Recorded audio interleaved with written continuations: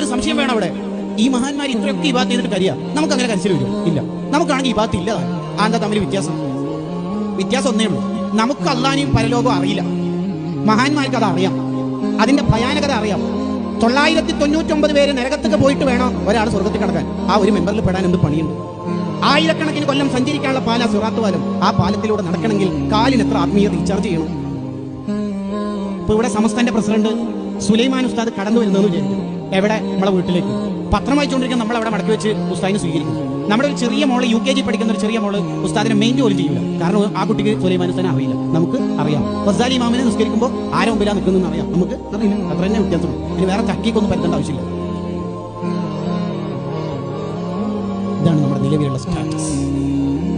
നമുക്ക് പേടി വേണം, ആഖിറത്തെ ഓർത്ത് പേടി വേണം.